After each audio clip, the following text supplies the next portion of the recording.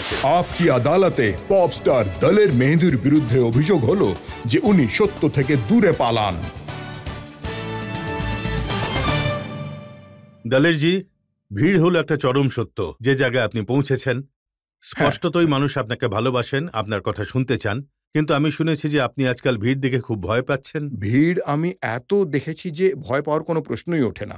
আমি আমার শোতে মোটামুটি 1 লাখ 1.5 লাখ লোকের জমায়েত দেখেছি, ডান্স করতে দেখেছি আমি। কিন্তু আপনি দিল্লি পুলিশকে একবার চিঠি লেখেন যে আমাকে সিকিউরিটি দিন, কারণ আমায় ভিড় থেকে বাঁচতে হবে। হ্যাঁ, এটা লেখার একটা কারণ ছিল। আসলে প্রায় 1 বছর ধরে থ্রেট আসছিল, যে বলা হচ্ছিল হয়তো যে মানে আবু সালেমের গলা ছিল, সে 1 বছর ধরে অনবরত ফোনে বলেই যেত আরকি।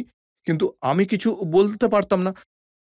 পরে পুলিশ নিজেই ওই টেপ আমার কাছে নিয়ে এসে বলে যে, "আপনার কাছে এরকম ফোন আসছে?" তো সবাই ভয় পেয়ে যায় আরকি। তেমনি আমিও ভয় পেয়ে গেছিলাম। আমি বলি, "না, না, মানে এমন কোনো কথা হয়নি।" তো উনারা ওই টেপটা শুনিয়ে দেন। আমি বলি, "১ বছর ধরে আপনারা টেপ রেকর্ড করছেন। আপনারা ভেবে দেখেননি সিকিউরিটি চাই কি চাই না, হ্যাঁ? আর ওরা এইসব কাজকর্ম করেই যাচ্ছে।" তখন উনারা বলেন, "ঠিক আছে, আপনি একটা লেটার লিখে দিন।" আমি লেটার লিখে দিতাম। আমায় থ্রেট করা হচ্ছে। তো সেটা আমার জন্য খুবই মানে খারাপ হতো আরকি। আমার শো এর জন্যও খুবই খারাপ হতো।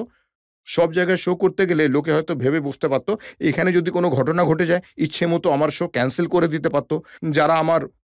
যারা আমার অপোজিটে লোক ছিল, সেইজন্য ওনারা বলেন, "আপনি এইভাবে লিখে দিন যে ভিড় নিয়ে বড্ড প্রবলেম হচ্ছে। এই নিয়ে একটা আপনি অ্যাপ্লিকেশন এই লিখে দিয়ে কথাটা দিন।" তো, এই অভিযোগ তো সত্যি যে আপনি সত্যের থেকে পালিয়েছেন। সত্য এটাই ছিল যে আপনার কাছে দাউদ ইব্রাহিম আর আবু সালেমের ফোন আসতো, কিন্তু পুলিশের কাছে তা আপনি স্বীকার করেননি। কারণ আমি যদি বলতাম যে ক্ষমা চাইবো, তো ভারতের ভেতরে যে লোকেরা, মানে কত লোক সত্যি কথাটা বলেছেন, তারা ঈশ্বরের কাছে পৌঁছে গেলেন। কিন্তু পুলিশ কিছুই করতে পারল না। আমি চাইলাম আগে সমস্ত জিনিসটা বোধগম্য হোক। ঠিক আছে তো? হতে পারত হয়তো জনি লিভার সাহেব হয়তো গলা বদলে বলছেন, আমি আবু সালেম ভাবছি। আদৌ এই ফোনটা আসছে কি আসছে না, যখন পুলিশ এসে বলল যে সত্যিই এই ফোনটা এসেছে, উনি ফোন করেছেন, তখন আমি বিশ্বাস করলাম হ্যাঁ, ওই করেছে। কিন্তু এটা কি সত্যি যে আপনি অন্ধকারকে খুব ভয় পান? একদম ঠিক। কেন জানি না, আমি অন্ধকারে খুবই ঘাবড়ে যাই আরকি। অনেকবার আমি এমন উম উম মানে এমন আত্মাদের দেখেছি, যাদের দেখে খুব ভয় পেয়েছি আমি। কি মনে হয় অন্ধকার হলে ভূত-প্রেত এসে যাবে? ভূত-প্রেত দেখুন, সত্যি বলতে কি যে কোনো মানুষ হলে তার সঙ্গে মানুষ লড়াই করতে পারে। এখন অন্ধকারেতে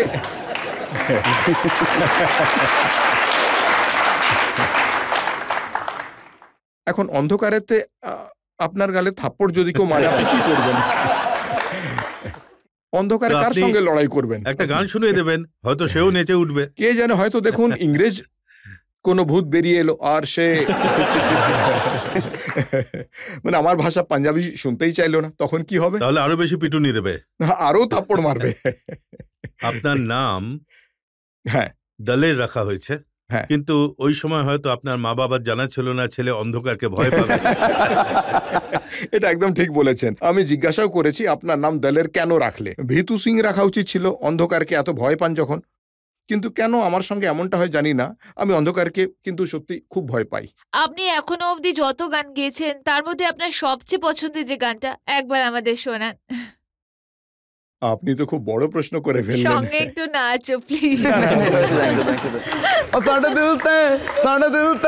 ਸਾਡੇ ਦਿਲ ਤੇ ਛੁਰੀਆਂ ਚਲਾਈਆਂ ਸਾਨੂੰ